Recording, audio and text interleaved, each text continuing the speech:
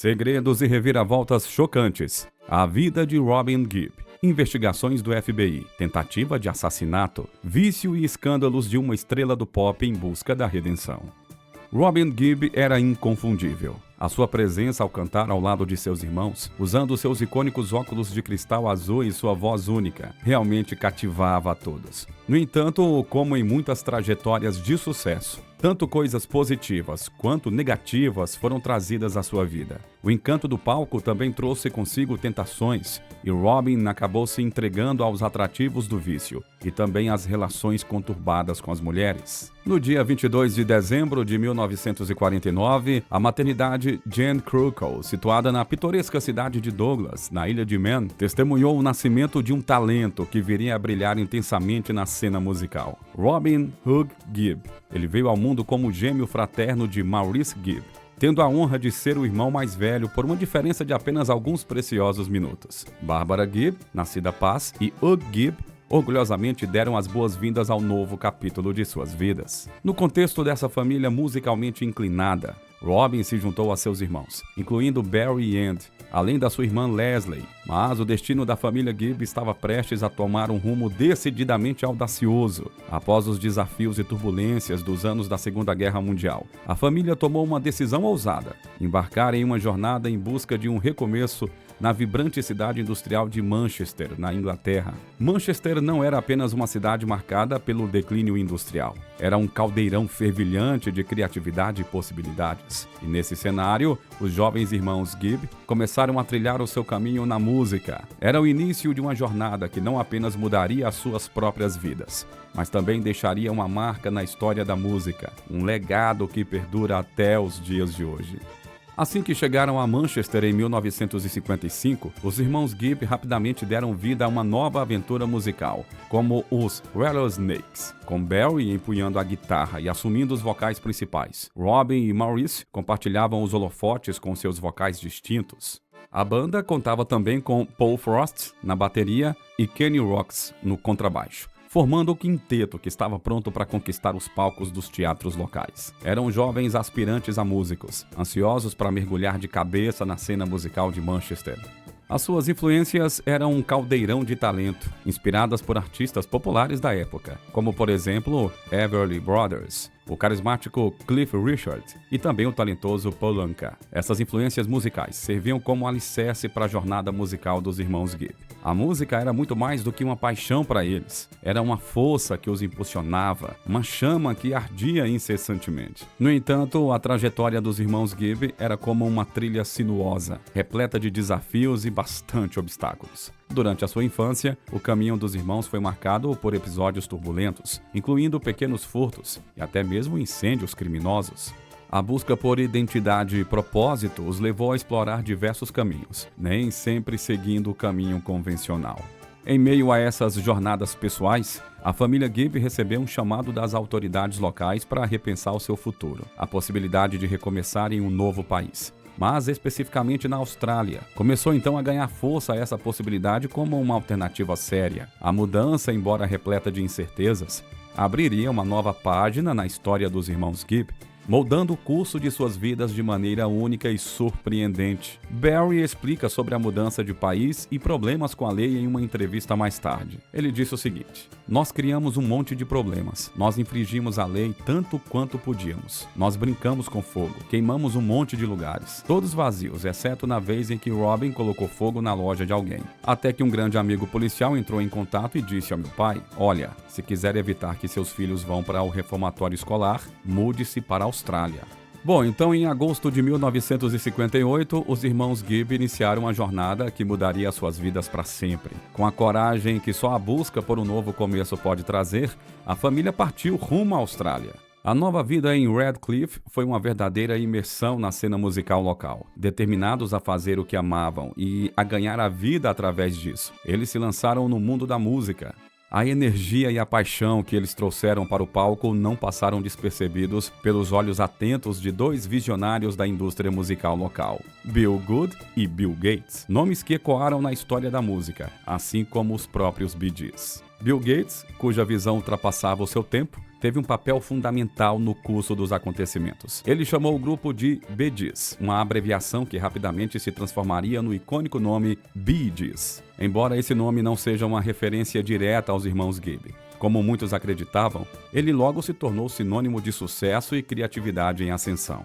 A energia e o talento dos irmãos não eram apenas reconhecidos, eles eram celebrados pelo público. No ano de 1960, o autódromo Redcliffe Speedway serviu de palco para suas apresentações durante os intervalos das corridas. O público não apenas aplaudia, mas também expressava o seu apoio financeiro, jogando dinheiro na pista como um testemunho da impactante presença dos irmãos. Esses passos iniciais pavimentaram o caminho para um percurso musical notável. Eles não apenas se apresentaram em resort ao longo da costa de Queensland, mas também conquistaram a atenção do renomado artista australiano Cole Joy, através de suas composições originais. Essa conexão marcou um ponto de virada, culminando em um contrato de gravação em 1963 com a Lindell Records, subsidiária da Festival Records. Usando este nome, o trio então lançou 2 ou 3 singles por ano, enquanto que Barry também contribuiu com suas composições para outros artistas da Austrália. A ascensão do grupo continuou e em 1962, os Bee Gees foram selecionados como a banda de apoio para um show de Chubby Checker no estádio de Sydney, um evento que marcaria um capítulo importante na jornada musical dessa banda. Entre os anos de 1963 e 1966, a família Gibb fez a sua moradia no endereço 171 Bunny Run Road, Maroubra, em Sydney. Essa época seria eternizada por Robin Gibb e sua canção Sydney.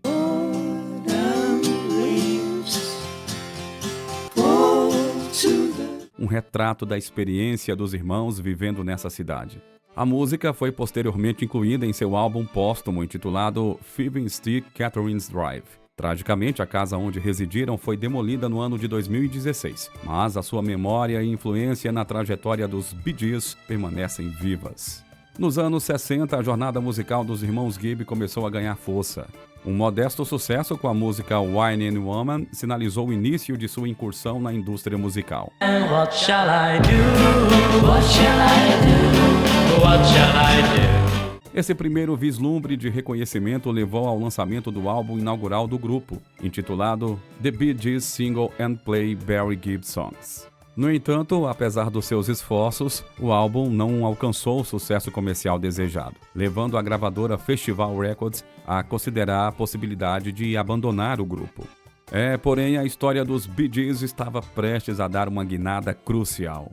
O encontro com Nat Kipner, um empresário associado à Spin Records, uma gravadora independente e emergente, trouxe uma nova perspectiva. Kipner assumiu temporariamente o papel de empresário do grupo e orquestrou uma mudança para a Spin Records. Nessa nova configuração, a Festival Records ainda detinha os direitos de distribuição dos Bee Gees na Austrália. Um momento decisivo veio quando os Bee Gees cruzaram o caminho de Ossie Byrne, um engenheiro produtor da Spin Records. Byrne abriu as portas do estúdio St. Clair para o grupo, oferecendo-lhes acesso ilimitado. Essa oportunidade inestimável permitiu que os irmãos pudessem aprimorar suas habilidades de gravação e também explorar o seu potencial artístico de maneira mais profunda. A colaboração entre os Bee Gees e Ossie Byrne marcou um ponto de virada crucial para o grupo. A liberdade criativa e um ambiente propício do estúdio permitiram que eles experimentassem, refinando sua sonoridade e expandindo seus horizontes musicais. Foi nesse ambiente que suas composições começaram a evoluir, mostrando uma profundidade e uma riqueza artística que seriam fundamentais para o sucesso do grupo futuro. No entanto, apesar de todo o talento e esforço, o sucesso internacional ainda estava por vir. Em 1967, a família Gibb decidiu retornar à Inglaterra em busca de oportunidades musicais. Foi o início de uma jornada que os levaria à fama global. Em janeiro de 67, os Bee Gees, ironicamente, tiveram o sucesso na Austrália que tinham procurado por tanto tempo. A música Spiks and Specks.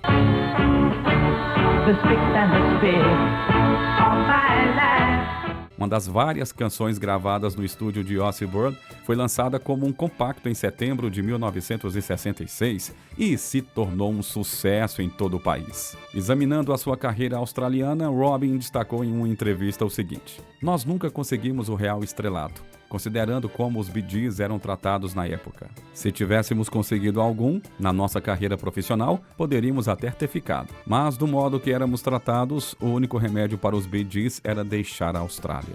Justo quando estavam prestes a se despedir, a Austrália finalmente começou a cumprimentá-los. Em 1966, foram eleitos o Grupo do Ano e Barry ganhou o prêmio de melhor compositor do país. Isso conforme reconhecido pela imprensa nacional. Somente quando eles estavam no navio é que souberam que a canção Speaks and Specs tinha de fato chegado ao grande sucesso nas paradas. E Robin lembra sentir que isso era um sinal. Nós sabíamos porque era o número 1. Porque pessoas como Ozzy tinham nos dado tempo, nos salvando. Deixando um sucesso para trás na Austrália, os irmãos Gibb foram então para casa, foram para a Inglaterra e também para um futuro incerto. Bom, estamos agora no ano de 1967. O grupo firmou um contrato com a gravadora Polydor e lançaram uma série de álbuns que conquistaram fãs ao redor do mundo. Os seus êxitos incluíram canções memoráveis como Massachusetts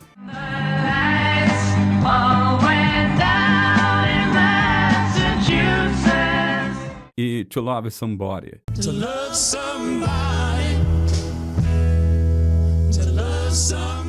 A combinação única de suas vozes e suas habilidosas composições acabou destacando o grupo em meio ao cenário musical repleto da época. O ano de 1968 foi outro marco na trajetória dos Bee Gees, com o lançamento do 5º álbum da banda, intitulado Idea. Este álbum se tornou um dos mais bem-sucedidos da carreira e apresentou os hits I've Gonna Get a Message to You, Smile, said, come and walk with me, come and walk. E I Started a Joke. I started a joke, which started the whole... O sucesso continuou, e a banda consolidou ainda mais a sua reputação na indústria musical.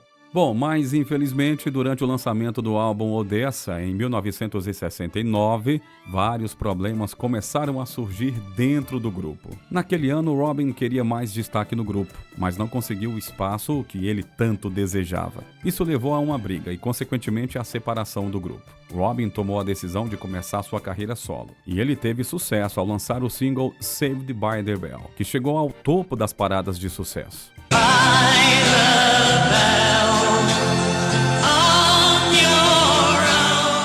Ele também gravou outros discos planejados. No entanto, os Bee Gees fizeram as pazes e eles voltaram a se reunir de novo. Barry disse em entrevista tempos depois o seguinte: não existia comunicação entre ele e Robin, ele saiu de controle, arrumava discussões. Eram as pílulas falando, não éramos nós, eram só estimulantes, mau humor e nervos, abriam um buraco embaixo de nós. Em um trecho da biografia dos irmãos, eles concordam que foi o dinheiro, o ego, o sucesso e a publicidade que mudaram a vida dos Bee Gees, e Robin admitiu: comecei a tomar estimulantes, depois comecei a tomar tranquilizantes, eu costumava mergulhar em todas aquelas pílulas. No entanto, os Bee Gees fizeram as pazes e voltaram a se reunir como banda, e o resto todo mundo já sabe, né? Caso você não saiba, tem um vídeo sobre a trajetória dos irmãos aqui no canal, procura lá. Bom, entre altos e baixos, o ano de 1976 foi de fato o ano. Eles foram convidados para participar da trilha sonora de Os Embalos de Sábado à Noite, que virou um marco cultural dos anos 70. E o álbum com a trilha sonora do filme bateu todos os recordes de vendas possíveis. Isso segundo a Billboard. Ele é o 5º álbum mais vendido da história da música, com 37 milhões de unidades. Na época do seu lançamento, manteve-se por anos no topo das vendagens, sendo superado apenas quando Michael Jackson lançou o álbum Thriller. Mesmo após o retorno dos Bee Gees, Robin continuou gravando algumas canções solo, como por exemplo a cover dos Beatles, Oh Darling, e também Help Me, que fez parte da trilha sonora de Times Square. Na década de 1980, os Bee Gees diminuíram bastante a sua carreira como cantores e passaram a produzir discos para outros artistas. Enquanto isso, Robin investiu em sua carreira solo e lançou outros 3 álbuns entre 1983 e 1985. Os 2 primeiros álbuns eram mais voltados para o pop e para a dança, fazendo sucesso na Alemanha. Já o terceiro álbum era mais voltado para baladas e contou ainda com a colaboração dos seus irmãos do Bee Gees na produção. Depois desse período, os irmãos Bee Gees se reuniram de novo e continuaram juntos até o ano de 2002, quando então decidiram fazer uma nova pausa. Além de sua notável carreira musical, Robin Gibb também enfrentou desafios em sua vida pessoal. No ano de 1968, Gibb casou-se com Molly Hullis. Um pouco antes de se casarem, os dois sobreviveram a um acidente de trem em 5 de novembro de 1967. Acidente esse que foi considerado uma tragédia, quando um movimentado serviço de trem noturno de domingo descarrilou. Dos 12 vagões, lotados de passageiros, 11 descarrilaram e 4 viraram de lado, resultando em 49 mortos e 78 feridos. Esse foi considerado o 6º pior desastre ferroviário da Grã-Bretanha em termos de número de mortos. Que coisa, hein? Bom, o casal teve 2 filhos juntos, Spencer e Melissa. Infelizmente para a família, a popularidade dos Bee Gees melhorou drasticamente logo depois que eles se casaram. Como resultado, ele se mudou para os Estados Unidos, mas Hullis não quis segui-lo. Como informou a ABC News, ela se recusou a levar os filhos para a América, então eles raramente se viam. As coisas ficaram mais complicadas quando a mulher ganhou a custódia dos filhos. Em 1980, depois de muitos anos separados, Gibb e Molly se divorciaram oficialmente. Foi só quando Melissa tinha 10 anos e Spencer tinha 12 que Gibb se reuniu com eles. Entretanto, a história entre eles ainda teve alguns capítulos adicionais. Em 9 de setembro de 1983, ele foi preso e condenado a 14 dias de prisão por ter violado uma ordem judicial ao falar com a imprensa sobre o seu casamento. E como se não bastasse, documentos recentes revelaram que o processo do divórcio não foi calmo. Ele foi foco de investigação do FBI no auge dos Bee Gees, pois teria contratado um assassino para matar os advogados da ex. Olha só que coisa! A ameaça despertou a atenção do órgão americano federal de investigação, o FBI. Documentos recém-liberados revelam que o cantor enviava mensagens de sua casa em Miami para os advogados Raymond e Walters, em Londres. Em um dos telegramas, ele disse o seguinte: "O que vocês têm feito já passou dos limites. Já estou providenciando um contrato. Agora é uma questão de tempo." A empresa de advocacia denunciou Robin ao FBI após receber inúmeros telegramas de Gibb com ameaças de morte, relatou o órgão. Arquivos liberados sob o ato de liberdade de informação em tradução livre mostram evidências de que os investigadores consideraram maneiras de investigar as acusações sem causar nenhum tipo de alarde, já que a voz por trás do hit Stay Me Alive estava no auge de sua fama, né? A defesa de Robin declarou que ele não seria tolo o suficiente para realizar qualquer tipo de ameaça, principalmente por saber que poderia arruinar a sua carreira. O assunto foi abandonado e o arquivo fechado em março de 1981, já que Molly e os advogados não quiseram prestar queixa contra o cantor.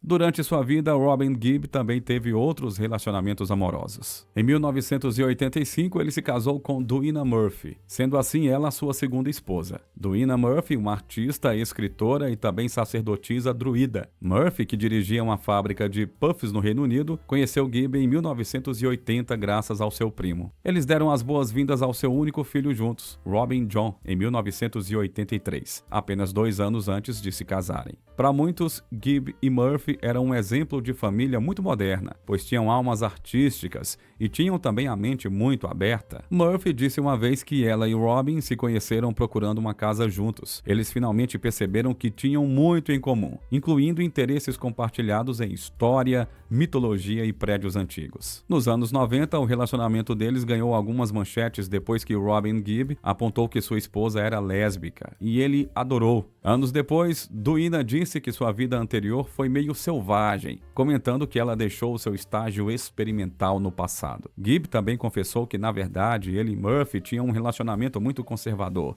mas livre, pois eles não bebiam, nem fumavam, mas davam tempo e espaço um ao outro para realizar atividades diferentes. Em 2003, ocorreu a trágica morte de Maurice, o seu irmão gêmeo, e o deixou completamente devastado. Mesmo assim, o seu 5º álbum foi lançado uma semana após esse evento. O álbum Magnet apresentava músicas eletrônicas, composições de outros artistas e também regravações de clássicos. Já no ano de 2004, Robin iniciou uma nova turnê, que foi registrada tanto em CD quanto também em DVD. A turnê contou com a participação da Orquestra Filarmônica de Frankfurt e durou até o ano de 2006. Nesse mesmo ano, ele lançou o seu último trabalho, um álbum com canções natalinas, que também incluía uma nova composição de Robin, intitulada Mother of Love.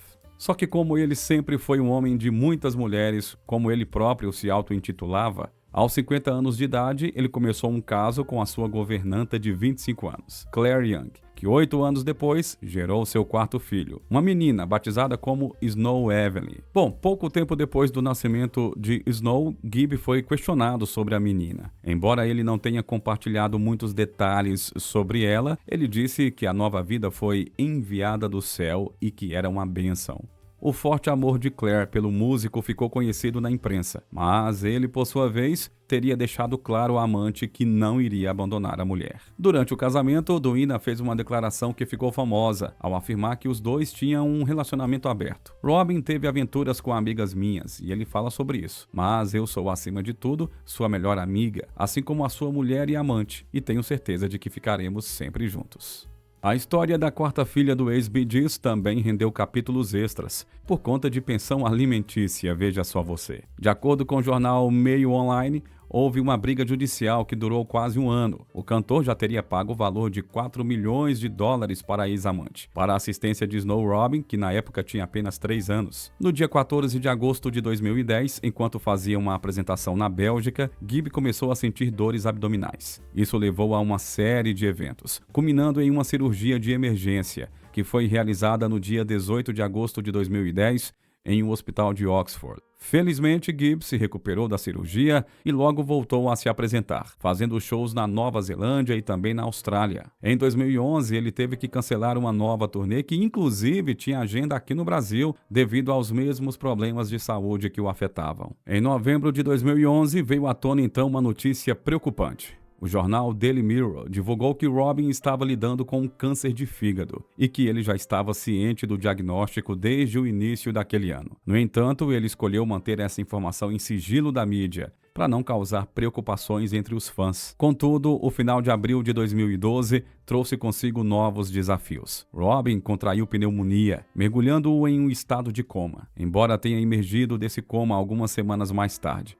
A fragilidade de sua saúde continuou a avançar rapidamente e então, em 20 de maio de 2012, aos 62 anos de idade, o mundo perdeu Robin Gibb. A causa foi insuficiência hepática e renal, marcando o fim de uma vida extraordinária. Nesse momento, as cortinas se fecharam na jornada de um artista talentoso e prolífico, mas as suas contribuições inestimáveis para a música permanecerão gravadas na história. O corpo do músico foi sepultado na cidade de Tame, no centro-sul da Inglaterra, no dia 8 de junho, na presença do irmão Barry Gibb, de familiares e também muitos amigos. No funeral, Barry falou sobre a conexão entre Robin e seu irmão gêmeo Maurice, declarando que ambos eram lindos e agora estão juntos. Barry acrescentou que perder o irmão Maurice uma década antes havia sido a maior dor para Robin nos últimos 10 anos. Kenny Rogers relembrou: Robin fazia parte de algo único. Principalmente, Robin era um cara bom que não merecia morrer tão jovem. Todos sentiremos falta dele pelo que ele era como pessoa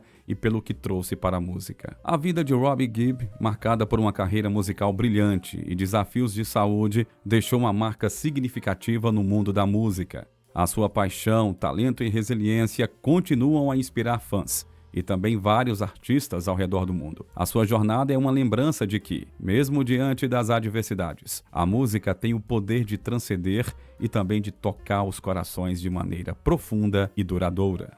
E assim nós encerramos o vídeo de hoje, que trouxe para você um pouco mais da história desse grande artista, Robin Gibb, dos Bee Gees. Espero que você tenha gostado do vídeo. Aproveite então, se gostou, para você curtir, compartilhar com quem você quiser. E se ainda não for inscrito, por favor, se inscreva no canal. Fique à vontade aí para você também deixar nos comentários o seu artista predileto, o cantor, o grupo musical, de quem que você quer que a gente fale aqui no canal. Mais uma vez, muito obrigado e até o nosso próximo vídeo.